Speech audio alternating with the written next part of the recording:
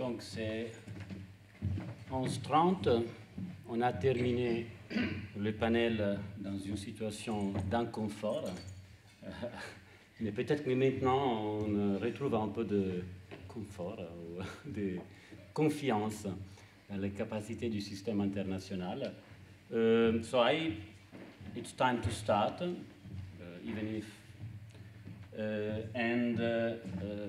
it's time for the presentation of Samantha Besson and of José Luis Martí of the Pompeu Fabra University. So it will be only José Luis who will speak, but apparently both worked on this paper. Okay, thank you. Thank you very much. Thank you to Samantha for organizing this fabulous conference, because this is the last paper and I hope we will not ruin it. I think we can already say that it's fabulous. So it's always a pleasure to be in anything that Samantha organizes, and I've been collaborating with her for a long, long time now.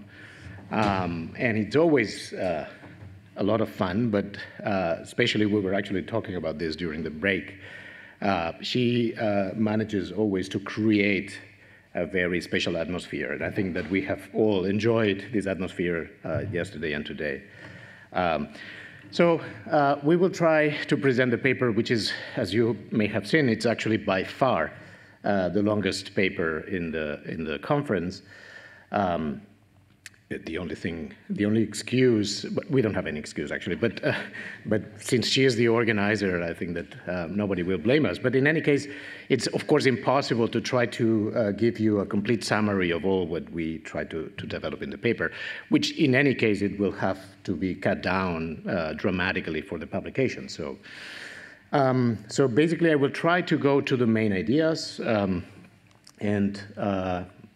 there, we have divided the presentation into, I will speak, I will present the paper, and then we will try to answer your questions together. But I will try to focus on those parts that I think might be of more interest. And I want to start by telling you, maybe that's important to understand the background and why the paper became so long.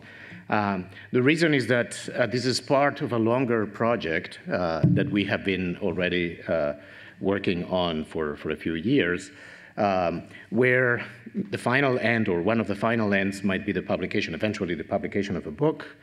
So we published first paper together on this topic in 2018 called Legitimate Actors of International Lawmaking, and then a second paper, more recent paper, on the rise of global cities, also as the democratic representatives in international lawmaking. And this would be our third paper, where we focus in IOs and the role of state consent in IOs. But of course, we bring part of the framework that we tried to develop in the previous papers, and this complicates a little bit our argument in the paper, because we don't want to take much distance from the general framework that we are adopting. That's the main reason why the paper took so long, but as I said, we will try to work to reduce it substantially. So I will focus basically I will try to make sure that you get a good idea of the claims that we try to make in the paper. So I will spend some time in section 1, even if that might go in detriment of sections 2, 3, and 4, which are basically the development of our argument. I will try to be sketchy there, especially I will skip several parts. And then I will try to make sure that I still have some time for section 5, which is probably the core of the argument, especially in regard to what we are discussing these days. So the claims in the paper. So we start by noticing two trends. Probably, I hope that this will not be controversial. Two trends that we can identify, maybe among many others, but these are two trends that we might identify in the current situation of IOs. One, everybody knows, we've been discussing this for years and years now, is the rise of non-state actors. They are becoming much more powerful, they have more influence, they can have more visibility in several contexts. And by non-state actors, as you know, we speak of both public and private actors. Perhaps part of the literature has focused on private actors, But actually, we have seen in several papers these days that the role of other public but non-state actors is also prominent and also deserves our attention. And as we try to argue in the paper, we have a special interest or a special reason to focus on them. And at the same time, I think we can claim fairly that the role of states is somehow declining in the governance of international organizations. There might be many reasons for that. There might be many instances of that, many examples, and there might be also many reasons of why this is happening. One of the obvious reasons is that as long as states have traditionally were considered like the fundamental stakeholders or the fundamental basis of the functioning of international organizations and the fundamental constituents, let's say, of international organizations, all the problems that came associated with the state consent, especially if we understand it in a very strong sense, as we will try to clarify later, came to paralyze certain functions of certain operations of IOs, and then one easy way of trying not to get caught by this problem is actually circumventing the role of the states. This might be one reason, among many others. We're not trying to make here a full description. So how can we assess these two trends? Then regarding the first one, what we basically try to say in the paper is, for the reasons I will try to explain briefly in a second, I think the first one is something that should be celebrated in general. So there might be instances in which it might be a bad idea, actually, to give more power to non-state actors, but in general, for the reasons I will explain, I think we should celebrate this. And let me just anticipate the main reason, actually, by which we should celebrate this is that the functioning of IOs has many shortcomings, especially of democratic legitimacy, as we will say. So the emergence and the participation of non-state actors might be of fundamental help to try to compensate or remedy or alleviate some of these shortcomings. The claim that we try to make in the paper, and this is in accordance to the framework that we developed previously in our previous papers, is an idea that we call the multiple representation and multiple sovereignty system. Actually, the idea of sovereignty has been added. It was always there in the previous papers, but we have tried to develop it a little bit further in this paper, even if this might fall apart in the final version of the paper. So the kind of ideal that we try to defend in the paper is this idea that we call the multi-public system of multiple representation and sovereignty, and that we have defended, as I said before, in previous works. Regarding the second trend, what we have to say regarding the second trend is two things. One is, well, the decline of the role of states. If what we mean by that is that there is this long-term, actually this is not new at all, there's this long-term to try to deprive the states from their veto powers. That would be the strongest sense in which they might exercise consent, the principle of state consent. If there is this long-term trend to try to deprive the states from having these veto powers, or even a little bit weaker, refusal powers, not to enter into schemes that they don't accept, which is not so strong as having veto power, preventing others from getting their own agreements, but it's still quite strong. So these, if our diagnose that these two strong understandings of the role of state consent has been one of the main reasons why international organizations may have tried to circumvent the participation of states, then we think it's positive that international organizations are trying to get independent, with some caveats that I will try to explain in the argument. But second, and for the reasons that this might actually make international organizations, taking some power out from the hands of the state might make them actually more legitimate and much more efficient. However, I think that we think that this decline of the role of the states might come with a cost, and this cost might be also a cost in terms of democratic legitimacy, because the states in the end, or some of them at least, they are the legitimate representatives of the peoples, and then if you if international organizations evolve in such a way that they get independent from the possibility of the states to give their consent to the kind of decisions they make or the law they make, etc., we think that this comes also with a cost. So we have a more nuanced argument about this. The ideas, maybe I will skip this and we'll come back to the details later. And as I said, I will try to fit with the time that we are given. So just a few last clarificatory remarks. The paper, this chapter, is a chapter that is based on a normative philosophy of international law. So we try to make a normative argument. However, this is, just to use Fuad's expression of yesterday, it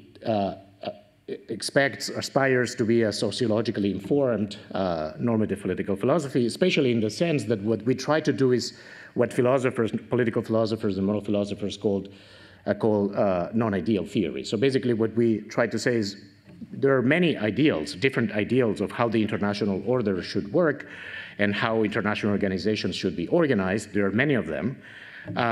But for most of them, there are certain values that are central. We try to keep those values as the core of our argument. And then we try to show that from those values, you can see that there are many shortcomings in the system that need some kind of remedy or solution. And these are the things that we are interested in finding, which are the right remedies or solutions that might bring us actually to propose a particular way of reinstituting international organizations. And we do it out of the assumption that international organizations are actually not doing very well. We might disagree with that. So you might think that they are not, I guess that nobody would say that they are perfect, but you might have a more optimistic view of what international organizations are doing and achieving, or a more pessimistic one. We are on the pessimistic side of this thing. And then we think that they are proving to be highly ineffective, and the examples are many, right? From climate change to the pandemic and many others. So they are not doing very well in terms of the efficiency in delivering the functions for which they were created. At the same time, we think that they are doing poorly in terms of their democratic legitimacy. Now, so these are the main claims. Let me go to the arguments, even if I will skip some parts, but let me go to the arguments that we provide in the paper. So we start with the principles of democratic legitimacy. Here, I want to clarify, we are interested in normative legitimacy, not descriptive or sociological legitimacy. So it's not how the people perceive the institutions, but how they should be in order to be morally acceptable or normatively acceptable. That's what we are interested. And we are interested in input legitimacy, not in output legitimacy. This is nothing, we have nothing to say against descriptive legitimacy and output legitimacy. These are just, as we see them, these are just different questions. And the question about how outputs should be in order to consider them acceptable, that's super interesting, but that's not our question. So our question is how we should design the international organizations to make them normatively acceptable. And by that, we basically mean input legitimacy, which is typically associated with this very traditional understanding of the idea of political legitimacy that comes to associate it with the right to rule, even if in a different perspective to the one that David was expressing yesterday. Basically because he was assuming, and it's very common in political philosophy, to assume that those who have the right to rule, when they rule, they create an obligation, a duty to obey. We are not assuming that, and for that reason, we think that what we say is fully compatible with what David was saying. It's just a different question. Our question is who has the right to rule and how this right to rule should be exerted to be made normatively accepted. Whether this correlates to a duty to obey or not, that's a separate question. And then it's not very original. We're not trying to make any original statement here. Basically, our intention here was to cover a wide field of intuitions of many democratic theorists and political philosophers of international law who have been working on the international legitimacy. Not all of them have called it explicitly democratic legitimacy, and we know that this idea that international legitimacy might be approached as democratic legitimacy, that is controversial, and many people think that democracy is simply a different thing that only works for states, but we should forget about it when we care about international organizations. We are aware of that discussion. We can come back to this in the Q&A, but we still think that part of the discussion, whether democracy really applies or not to the international sphere, is driven by a confusion. And the confusion is that many people, when they talk about democracy, they seem to presuppose that democracy always comes with certain institutions. They have an institutional account of democracy. So they say you cannot have a democracy if you don't have a parliament with free periodic elections.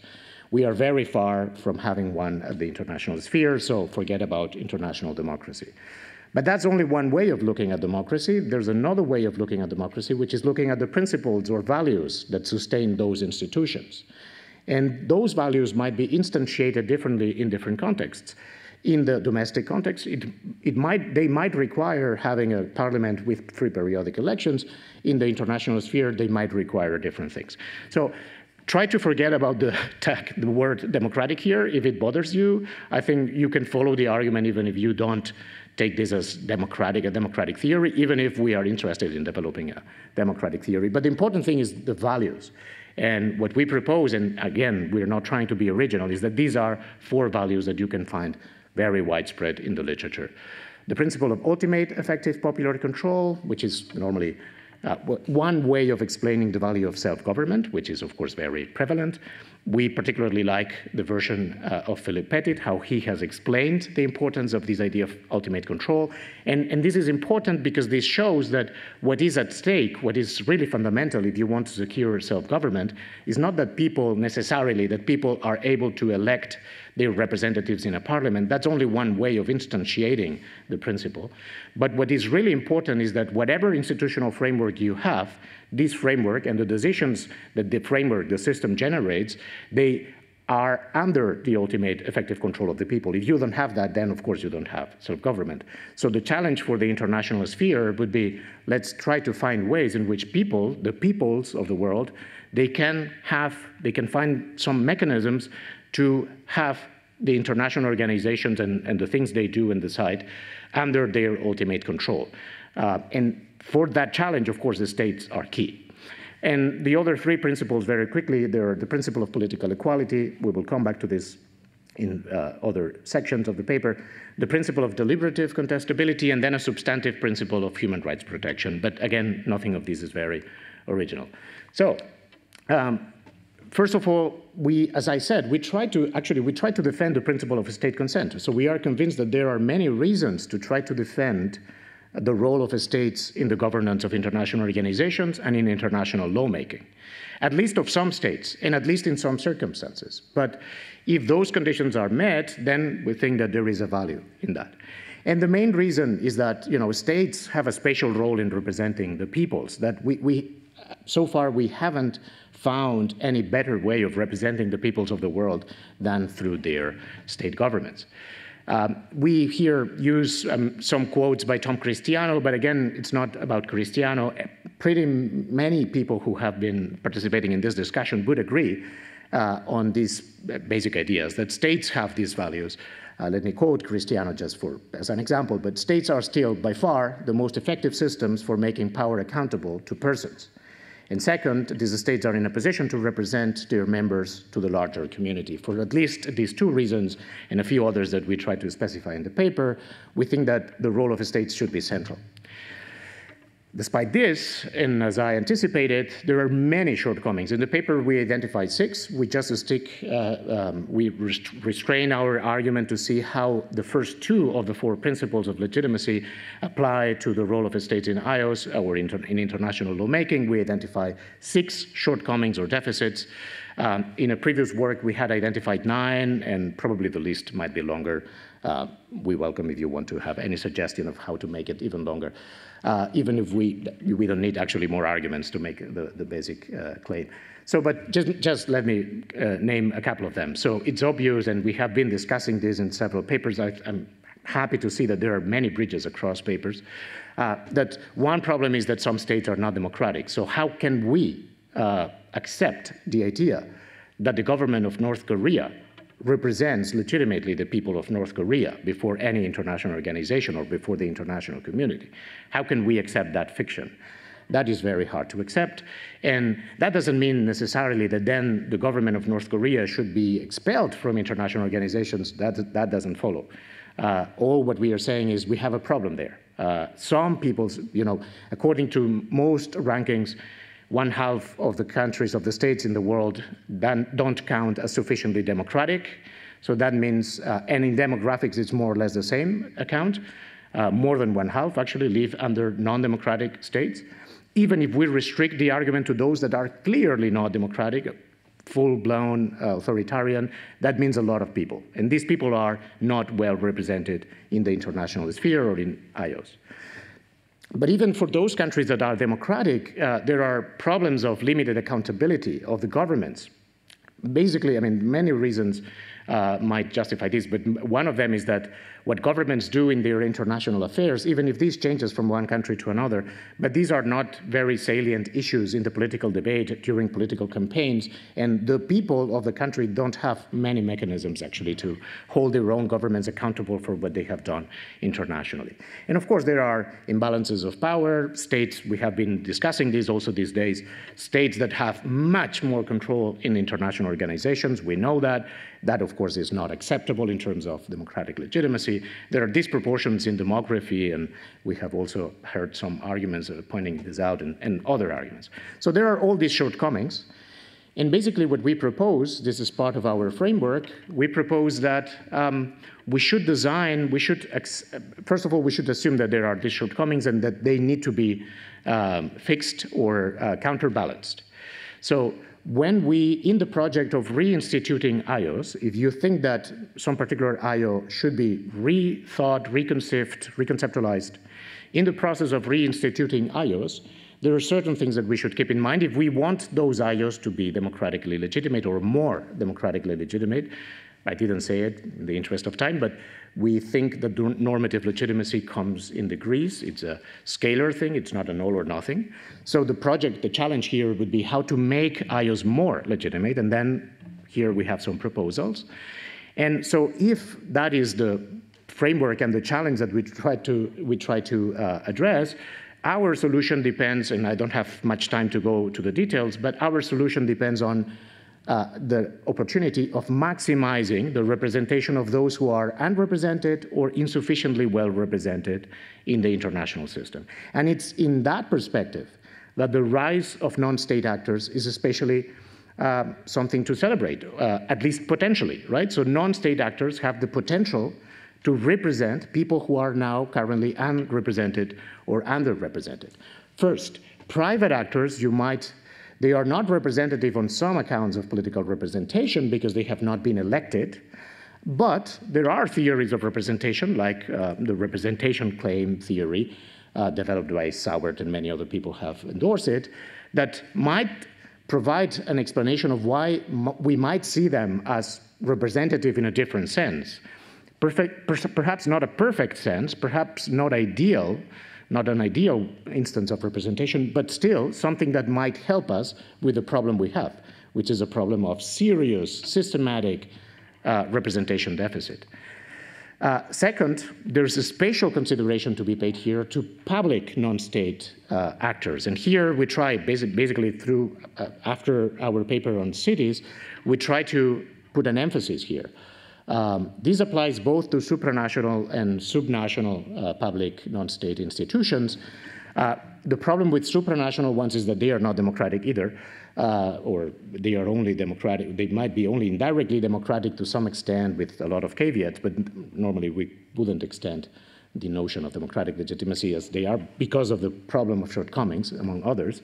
But at the level of subnational public institutions, we think there's a lot of potential. And Duncan mentioned yesterday, it was a cyber security instrument that was signed.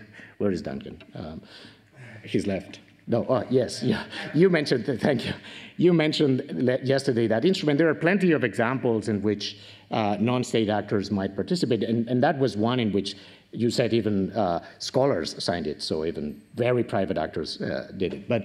But there is a differential participation of those non-state public actors that are democratically elected, like typically the case of mayors. I think there's an argument to be made there. So just to be clear, we don't say that non-state actors should replace the states. Of course, very far from that. Actually, as I said, we try to defend some role, some key role for states. But we think that these non-state actors can play a very important complementary role in international lawmaking and in the governance of international organizations. I will skip all the part that has to do with sovereignty. If you have read the paper, we are happy to come back to this later, even if it fits nicely with some other remarks that have been presented previously. We basically try to endorse a different notion of sovereignty, according to which there is no contradiction in saying that cities might be granted or recognized some sovereignty when they act internationally. We might come back then to that in the discussion, but let me just skip it. And let me just mention these examples. So you may remember that when the US under the Trump administration withdrew from the Paris Agreement, there was this movement of cities in the US trying to say, okay, the US federal government is going out, but then we will get in back. We will bring back our cities to the agreement. We will sign it or endorse it or whatever. And that will be a way of supporting the agreement and be part of it. That is a real example. But then something that was about to happen, and I think in my opinion, and in our opinion, fortunately didn't happen in the end, but Trump also threatened, and I think as far as I know, the American Congress initiated the process to withdraw from the WHO after the pandemic in 2020. So you might have seen, because in the first case, you don't have an international organization, but in the second one, we are talking about the WHO, which is the main example we use along the paper. And you might have expected something similar to what happened in 2020 regarding the Paris Agreement, but in relation to the WHO. Had the United States effectively withdrawn from the WHO, maybe some cities would have actually asked to keep some kind of relationship with the international organization. And then we need to explain, if we think that is a good idea, we need to explain which role we are happy to attribute to them, on which basis we are happy to host them or to allow them to participate in decision makings, procedures, and so on. Let me just skip the third case. Finally, in my last 3 minutes, let me go to the main core. Sorry to be now in a hassle, but let me go to the final section of the paper. So in the paper, we start this final section by saying clearly that we believe that international organizations must have a crucial role in international lawmaking. There's also this other view that says they are also, in a way, falling apart because of many reasons. The rise of soft law, the rise of private arrangements or hybrid arrangement or institutions. There is some kind of narrative that might say that international organizations are, their power is also declining. We believe that if that is true, that is bad news, and we have many reasons. We mentioned 3, I cannot go into the details, but we give reasons actually to say they are central actors of international lawmaking and they should keep being central, even if this is compatible with the discussion with Fernando about whether they should be regarded as the main actors or not, or they should have some kind of consent rights. So it's true that they also suffer from their own drawbacks, and we have been discussing this these days, so let me just skip this. But we, in any case, propose that we should reinstitute those international organizations heavily to try to adjust them to the principles of democratic legitimacy. And in that context, we think that the principle of state consent is crucial. An adequate reconceptualization of the principle of state consent is crucial. We hope that we will benefit from the discussions yesterday, especially about the concept of state consent, and I think this is one of the things we have to make more nuanced. But let me present what we have done so far. So what we try to do in the paper is to say, okay, the principle of state consent traditionally, historically, has been understood in a very strong sense. State consent here understood as acceptance or agreement, as it has been said these days, but it has been associated with a very strong formal notion of a state consent, which basically comes associated either with veto powers in some cases or with refusal powers. These are the 2 strongest versions of a state consent. In the paper, we want to say, if, as I anticipated before, if there is a decline of this strongest version of a state consent in IOS today, that is probably good news. even if we want to make room to save, perhaps not veto powers, because this is really problematic in terms of political equality and so on, but maybe there is some argument to defend some kind of refusal powers, at least in a few moments that are critical to the functioning of IOs. For instance, and more especially, in the foundational moment of IOs, when IOs are instituted in the first place, maybe also in the design of the main processes, procedures of the IO, and finally, in one that it's not here in the list, but it's also important, which is in having exit rights. So we think that if there is a place in which you can still defend a strong notion of a state consent understood as refusal powers, it's in these moments. We think that in general, in principle, in a general principle, states should not be forced to join IOs if they don't want. And second, states should be able to leave those IOs, exit those IOs if they want. These are two very important moments for which we think we are happy to accommodate some notion, some strong sense of state consent, despite the problems that this might cause, and it's, of course, a complex issue. Other than that, we think that states should have other ways of getting involved in decision-making, in ordinary decision-making, and actually we want to make the argument that they should be more involved than they have been so far, especially democratic states.